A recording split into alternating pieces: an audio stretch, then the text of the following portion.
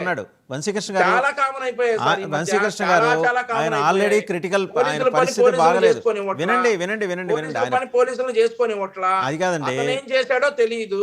అతని ఇన్పుట్స్ తెలియవు మనకి. ఉమ్. అతను ఏం ఘనకార్యం చేస్తే ఈ వరకు వచ్చిందో తెలియదు. సో అవన్నీ తెలియకుండా అతను ఇవన్నీ బయట కాదు, ప్లే నేను చేసేసి అడుగుతున్న ఒక మనం మాట చెప్పంటే చెప్పండి. we are ఆయన అడిగిన helpless. మాటకి సమానం చెప్పండి వంశీకృష్ణ గారు. చెప్పండి. కమ్మోళ్ళు అయితే వైసీపీలో ఉండకూడదా? సార్ ఒక విషయం సార్, ఈ కమ్మోళ్ళు అయితే అసలు ఆ క్వశ్చన్ ఎరైజ్ ఎట్లా అవుతుంది సార్? కొడాలి నాని ఎవడు సార్? ఆయన అడుగుతున్నాడు కదా. వల్లభనేని వంశీ ఎవడు సార్? ఆయన అడుగుతున్నాడు కదా. వల్లభనేని వంశీ ఎవడు? ఉండొచ్చు సార్, ఉండొచ్చు. ఈ గవర్నమెంట్ చెప్తా ఉన్నా.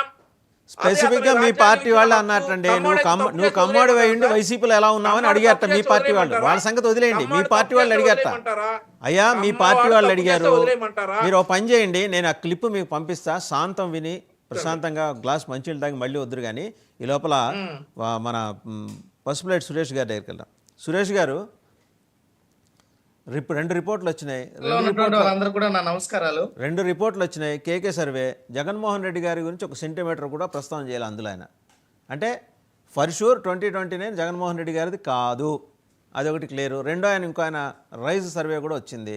ఆయన ఏంటంటే వీళ్ళ మీద వీళ్ళ పాలనలో ఎంతమంది ఇలా ఎమ్మెల్యేలు ఎంపీలు కష్టపెడుతున్నారు, ప్రభుత్వ ప్రతినిధులు కష్టపడుతున్నారని రాశాడు. వీళ్ళు కూడా కొంచెం వ్యతిరేకత ఉందిగా అని